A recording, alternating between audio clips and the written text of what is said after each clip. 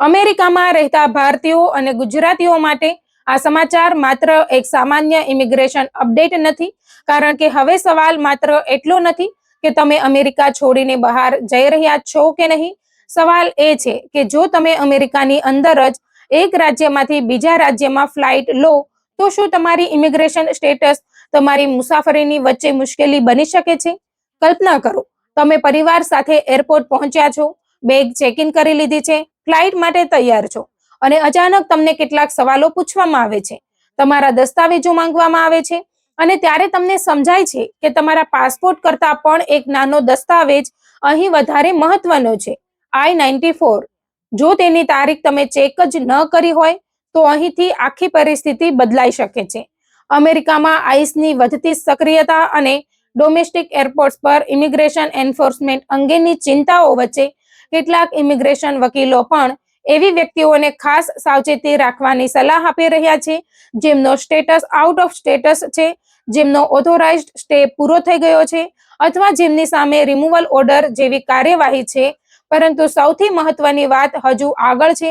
શું દરેક ભારતીય કે ગુજરાતી ડોમેસ્ટિક ફ્લાઇટમાં જોખમમાં છે? નહીં. તો પછી ખરેખર કોને સાવધાન રહેવાની જરૂર છે? અને જો એરપોર્ટ પર તમને રોકવામાં આવે તો પ્રથમ 30 સેકન્ડમાં તમારે શું કરવું જોઈએ? આજે આ વિડીયોમાં આપણે આ આખી બાબતને સરળ ભાષામાં સમજવાના છીએ, કારણ કે એક નાની ભૂલ પણ અનાવશ્યક કાનૂની મુશ્કેલી ઊભી કરી શકે છે. સૌથી પહેલા વાત કરીએ ડોમેસ્ટિક ટ્રાવેલની. ઘણા લોકો માને છે કે હું તો અમેરિકા છોડતો જ નથી એટલે ઇમિગ્રેશનની કોઈ ચિંતા નથી. પરંતુ જો તમારી ઇમિગ્રેશન સ્ટેટસમાં પહેલેથી કોઈ સમસ્યા છે તો આ માન્યતા જોખમી બની શકે છે. ડોમેસ્ટિક ફ્લાઇટ એટલે ઇમિગ્રેશન રૂલ્સથી સંપૂર્ણ મુક્તિ એવું નથી. જો કે અહીં એક વાત સ્પષ્ટ રાખવી જરૂરી છે, દરેક ડોમેસ્ટિક ટ્રાવેલર આઈસના ટાર્ગેટ પર નથી. સામાન્ય રીતે તમારી પરિસ્થિતિ તમારા વ્યક્તિગત ઇમિગ્રેશન સ્ટેટસ અને કાનૂની રેકોર્ડ પર આધાર રાખે છે. એટલે જો તમે H-1B, H-4, F-1, F-2, L-1, L-2 અથવા અન્ય કોઈ સ્ટેટસ પર છો તો ડોમેસ્ટિક ટ્રાવેલ પહેલા તમારો વર્તમાન સ્ટેટસ અને જરૂરી દસ્તાવેજો ચેક કરવો ખૂબ જ મહત્વપૂર્ણ છે. અને હવે આવે છે પહેલો મોટો ચેક પોઈન્ટ, તમારો I-94. ઘણી વખત લોકો પોતાના વિઝાની એક્સપાયરેશન ડેટ જોઈને માને છે કે તેઓ અમેરિકામાં ત્યાં સુધી રહી શકે છે, પરંતુ વિઝાની તારીખ અને અમેરિકામાં તમારો ઓથોરાઇઝ્ડ સ્ટે એક જ વસ્તુ નથી. I-94 તમારા એડમિશન અને ઓથોરાઇઝ્ડ સ્ટે અંગે મહત્વપૂર્ણ માહિતી આપે છે. એટલે ફ્લાઇટ બુક કરતા પહેલા એક કામ ચોક્કસ કરો, તમારો I-94 તપાસો. જો I-94 ની તારીખ પૂરી થઈ ગઈ હોય અથવા તમારી ઇમિગ્રેશન સ્ટેટસ અંગે કોઈ શંકા હોય તો ડોમેસ્ટિક ટ્રાવેલ પહેલા ઇમિગ્રેશન એટર્નીની સલાહ લેવી વધુ સુરક્ષિત બની શકે છે. હવે કલ્પના કરો કે તમે એરપોર્ટ પર છો અને કોઈ અધિકારી તમને રોકે છે. અહીં સૌથી મહત્વની વાત, ગભરાશો નહીં, ભાગશો નહીં, બૂમાબૂમ ન કરો અને શારીરિક વિરોધ કરવાનો પ્રયાસ ન કરો.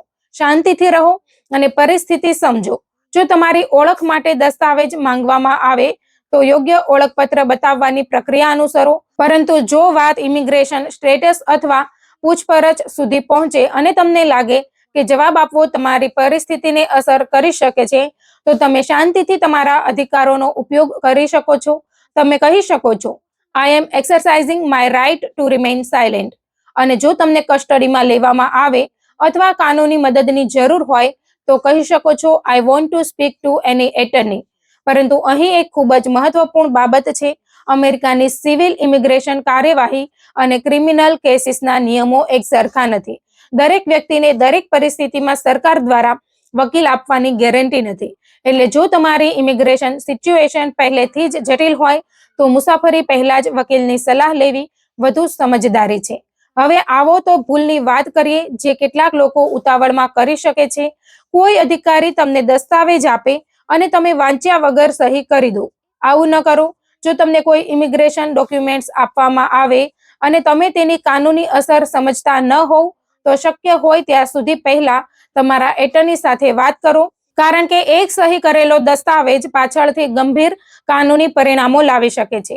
હવે પ્રશ્ન છે, કયા લોકો માટે સાવચેતી સૌથી વધુ જરૂરી છે? સૌથી પહેલા એવા લોકો જેમનો I-94 એક્સપાયર થઈ ગયો છે, બીજા, જેમનો ઓથોરાઇઝ સ્ટે પૂરો થઈ ગયો છે અથવા જેઓ આઉટ ઓફ સ્ટેટસ છે. ત્રીજા, જેમની સામે રિમૂવલ ઓર્ડર અથવા ઇમિગ્રેશન કોર્ટ સંબંધિત કાર્યવાહી છે.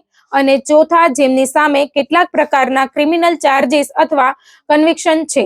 ખાસ કરીને DUI અથવા ડ્રગ રિલેટેડ કેસ હોય તો તેની ઇમિગ્રેશન કોન્સિક્વન્સીસ અલગ હોઈ શકે છે. એટલે મારો ક્રિમિનલ કેસ તો નાનો છે એવું માનીને તેને અવગણવું યોગ્ય નથી. દરેક વ્યક્તિનો કેસ અલગ હોય છે. હવે અહીં એક બીજી વાત પણ ધ્યાનમાં રાખો.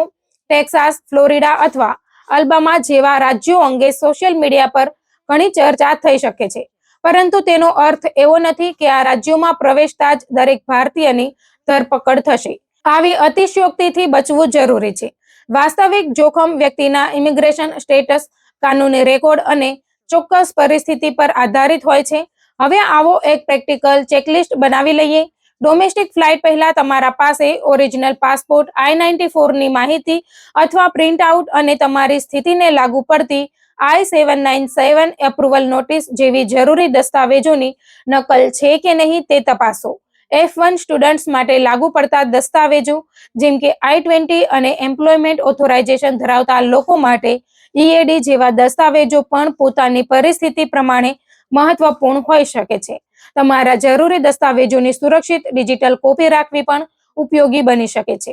અને પરિવાર સાથે મુસાફરી કરતા હોવ તો એક વધુ વાત, તમારા પરિવારના વિશ્વસનીય સભ્યને તમારા ઇમિગ્રેશન એટર્નીની કોન્ટેક્ટ ઇન્ફોર્મેશન ખબર હોવી જોઈએ, કારણ કે કટોકટીમાં વકીલનો નંબર ક્યાં છે એ શોધવાનો સમય ન મળે. હવે ફેશિયલ રિકગ્નાઇઝેશન અંગે પણ એક વાત. કેટલાક એરપોર્ટ અને મુસાફરી પ્રક્રિયામાં ફેશિયલ રેકોગ્નાઇઝેશન ટેકનોલોજીનો ઉપયોગ થાય છે અને કેટલીક પરિસ્થિતિમાં પ્રવાસીઓને ઓપ્ટ આઉટ સંબંધિત વિકલ્પો અથવા પ્રક્રિયા વિશે માહિતી આપવામાં આવી શકે છે.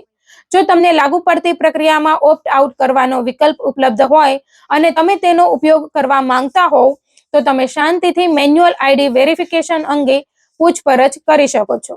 પરંતુ ફરી એકવાર, કોઈ પણ અધિકારી સાથે શારીરિક વિરોધ કરવો યોગ્ય નથી.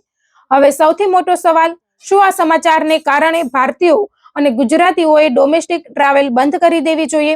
જવાબ છે ના. દરેક વ્યક્તિ માટે આવું કહેવું યોગ્ય નથી. પરંતુ જો તમારી ઇમિગ્રેશન સ્ટેટસમાં કોઈ અનિશ્ચિતતા છે તો ટ્રાવેલ પહેલા લીગલ એડવાઇસ લેવી વધુ સમજદારી છે. ખાસ કરીને I-94 એક્સપાયર્ડ હોય, રિમૂવલ ઓર્ડર હોય, ઇમિગ્રેશન કોર્ટ કેસ ચાલતો હોય અથવા કોઈ ગંભીર ક્રિમિનલ મેટર હોય તો મારે તો માત્ર ડોમેસ્ટિક ફ્લાઇટ લેવાની છે એવું કહીને જોખમ ન લો. અને હવે અંતે એક વાત ખાસ યાદ રાખજો. અમેરિકામાં ડોમેસ્ટિક ટ્રાવેલ કરતી વખતે સૌથી મહત્વની વસ્તુ માત્ર તમારી ફ્લાઇટ ટિકિટ નથી, તમારી ઇમિગ્રેશન સ્ટેટસની સ્પષ્ટતા છે. એરપોર્ટ જતા પહેલા I-94 તપાસો, જરૂરી દસ્તાવેજો સાથે રાખો, તમારી કાનૂની સ્થિતિ સમજો અને જો તમારી પરિસ્થિતિ જટિલ હોય તો ટ્રાવેલ પહેલા ઇમિગ્રેશન એટર્નીની સલાહ લો, કારણ કે મુશ્કેલી આવે પછી કાશ મેં પહેલા ચેક કર્યું હોત એવું કહેવા કરતા મુસાફરી પહેલા 5 મિનિટ તમારી ઇમિગ્રેશન ફાઇલ ચેક કરી લેવી ઘણી સારી છે. અને જો તમે અમેરિકામાં રહેતા કોઈ ભારતીય, Gujarati, H-1B holder, student, worker અથવા તેમના પરિવારના સભ્ય છો તો આ માહિતી માત્ર તમારી પાસે ન રાખો, તમારા પરિવાર સાથે પણ શેર કરો, કારણ કે કદાચ તેમની આગામી ડોમેસ્ટિક ફ્લાઇટ પહેલા આ જ માહિતી સૌથી વધુ કામ આવી શકે છે.